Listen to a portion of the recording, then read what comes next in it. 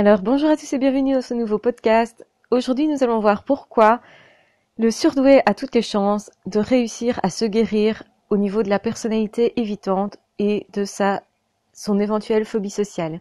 Donc rappelons-le, la personnalité évitante c'est vraiment l'extrême de la phobie sociale.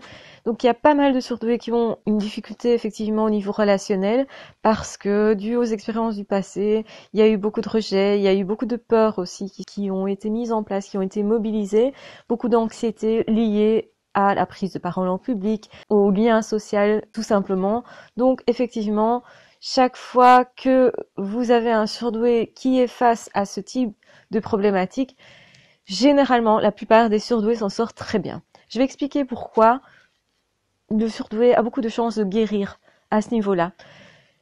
La plupart des personnalités évitantes, effectivement, vont quand même souffrir du fait de ne pas pouvoir rentrer en contact avec l'autre, vont prendre conscience à un moment donné qu'il y a un problème au niveau relationnel.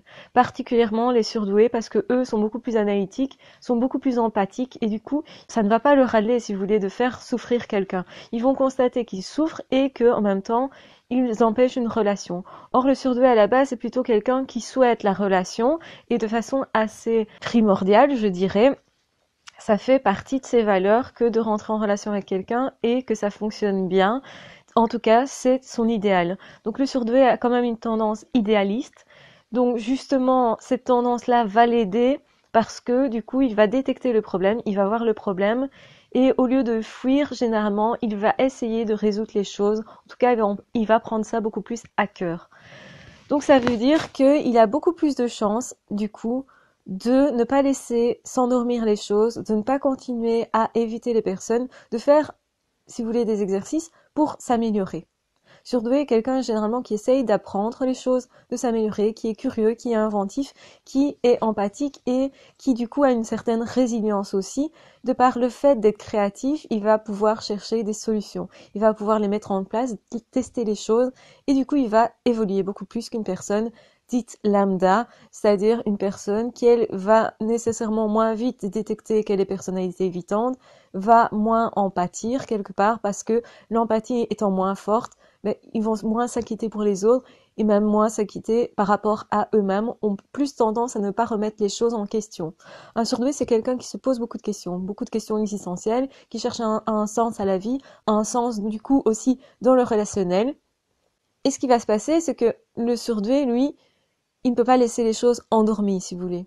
C'est quelqu'un qui voit clair, qui a une certaine lucidité et donc qui va réagir beaucoup plus aussi à ces problématiques éventuelles, à ces enfermements éventuels. Et donc du coup, forcément, a plus de chances de résoudre les choses, de les prendre en main, de chercher des solutions, de se faire aider aussi éventuellement. Donc quelqu'un qui cherche des solutions et qui croit qu'effectivement il y a un impossible, qui détecte en tout cas qu'il y a une possibilité de guérison, en tout cas d'amélioration, va plus facilement aller demander de l'aide aussi à l'extérieur. Donc va aller chercher en lui plus facilement des solutions, mais va chercher aussi les solutions plus facilement à l'extérieur. Donc ça peut être dans des bouquins, ça peut être vraiment dans des consultations, par rapport à des amis, etc. Donc demander l'aide où elle se trouve et être beaucoup plus inventif aussi du coup pour la trouver. Donc ça veut dire que c'est une personne qui va la trouver beaucoup plus facilement. Même si le surdoué n'a pas cette impression, hein. Le surdoué, il va se tracasser beaucoup plus des problèmes, donc il va prendre beaucoup plus à cœur, donc du coup il a beaucoup plus peur de ne pas trouver de solution, mais comme il prend ça très très à cœur et qu'il a une inventivité, une créativité, donc il n'a pas toujours conscience d'ailleurs, il va avoir beaucoup plus d'atouts de son côté pour décanter les choses. Et il peut pas laisser souffrir l'autre aussi, le surdoué, hein. Donc quelque part, il va travailler sur lui beaucoup plus, se remettre beaucoup plus en question. Et c'est généralement ce que la personnalité évitante essaye d'éviter justement. Quand c'est une personne lambda, vous avez beaucoup plus de personnes lambda qui vont rester coincées dans la situation parce que justement, on ne se remet pas en question. Il n'y a pas cet automatisme. Que le surdoué, lui, depuis son plus jeune âge, il se pose des questions et se remet beaucoup en question. Donc c'est pour ça d'ailleurs que souvent il y a un manque de confiance en soi, en tout cas que c'est pas très établi. C'est assez fluctuant à ce niveau-là. Et du coup, c'est à son avantage puisqu'il est beaucoup plus malléable. Malheureusement, on le sait par rapport aux autres, ça veut dire que les autres peuvent l'influencer beaucoup plus, mais par rapport à lui-même, c'est intéressant parce que par rapport aux situations, il peut s'adapter aussi beaucoup plus. Donc, il a des capacités d'adaptation plus grandes et du coup, pour résoudre les problèmes, oui, c'est intéressant. Donc il peut changer d'opinion, changer ses habitudes, se forger d'autres idées, aller découvrir des nouvelles théories, mettre des liens là où il n'y en avait pas nécessairement au départ, trouver des choses à exploiter, à explorer. Tout ça fait partie de son fonctionnement et le surdoué va du coup beaucoup plus évoluer dans le bon sens au niveau de sa phobie sociale, plus facilement aussi relever des défis, parce que c'est un être qui aime bien aussi se mettre des défis, qui aime bien évoluer, etc. Donc du coup, il aura un peu moins peur de se lancer dans l'action à certains moments. Ça ne veut pas dire qu'il n'aura pas aussi beaucoup d'angoisses qui peuvent prendre des mesures disproportionnées par rapport à une autre personne. Mais s'il arrive à dépasser cette angoisse-là et aussi à se faire accompagner au bon moment, à mettre des exercices en place et de façon progressive, à ce moment-là, il va décanter les choses et ne pas rester fixé là-dedans, blessé même là-dedans, je dirais, parce qu'il ne peut pas supporter l'idée de blesser quelqu'un d'autre, ni de se blesser, de s'empêcher de vivre pleinement. Donc ça, c'est quelque chose qui est extrêmement frustrant pour le surdoué, de voir qu'il est empêché de vivre une situation. Donc s'il en a conscience, une personnalité évitante qui prend conscience de son problème, généralement, est déjà plus dans la personnalité évitante, parce que il y a déjà une recherche, donc il y a déjà une étape qui est dépassée. La prise de conscience, si vous voulez, va faire que là, par contre, contrairement à une personnalité évitante qui continuerait de fuir, vous avez une personnalité évitante qui est déjà en train de se guérir, qui est déjà en train d'évoluer vers autre chose, qui va regarder dans les yeux, qui va sortir de sa coquille, qui va comprendre en fait qu'il peut changer les choses potentiellement, parce qu'il a tout à fait ces capacités-là. Et dès qu'il a un peu plus confiance en lui, dès qu'on lui montre un possible, généralement le surdoué va évoluer très vite dans le bon sens. Beaucoup plus vite qu'une personne lambda. Et dans ce cas-là, je vous dirais d'ailleurs, n'évitez pas la personnalité évitante, parce que avec un surdoué, la plupart du temps, vous n'aurez pas ce cas de figure où l'autre va être très blessé.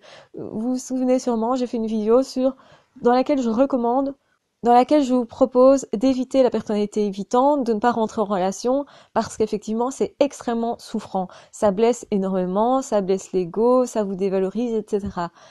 Mais par contre, une personnalité évitante qui a détecté son souci et qui a à cœur de résoudre les choses et d'évoluer à ce niveau-là, peut-être ça ne se fera pas du jour au lendemain, mais qui a vraiment à cœur de se remettre en question, n'évitez pas cette personne-là.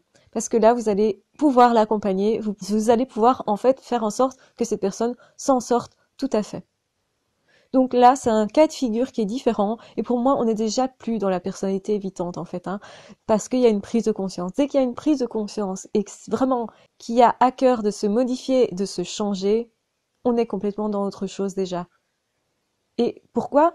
Parce que la phobie sociale, ce n'est pas tellement quelque chose de tenace si on prend une autre décision que de rester là-dedans. C'est vraiment la personnalité évitante et la phobie sociale va rester en place si vous continuez d'éviter le problème. Si par contre vous décidez d'aller attaquer ce problème-là, pas nécessairement de front, mais peut-être petit à petit, et que vous avez décidé, mais avec tout votre être, avec tout votre cœur, vous allez réussir à sortir de cette situation-là. Bien sûr que, à certains moments, vos anciennes habitudes, elles vont revenir, mais c'est pas grave, parce que vous allez continuer d'évoluer dans le bon sens. Et ça, c'est important de le savoir. C'est un message d'espoir aussi pour toute personne qui serait surdouée et évitant à la fois. Sachez que rien n'est perdu. Et généralement, même pour une personne lambda qui décide vraiment avec ses tripes, avec son cœur, qui prend conscience des choses, de changer les choses, rien n'est perdu du tout. Je dirais même que ça peut se décompter vraiment rapidement, que la décision en tant que telle va être tellement impactante que ça ne peut aller que dans le bon sens. Si vous voulez, vous avez mis la machine en route et d'office, vous allez vous en sortir. Il y a juste une question de temps encore peut-être, mais les choses vont évoluer beaucoup. Et l'important, c'est que la personnalité évitante prenne confiance en elle et comprenne que ce mécanisme-là étant en place, rien ne peut l'arrêter. Et donc, du coup, qu'il faut plus se poser trop de questions non plus. Ça va décanter les peurs, en fait. Si la personne est plus cool, forcément, ça va avancer plus vite.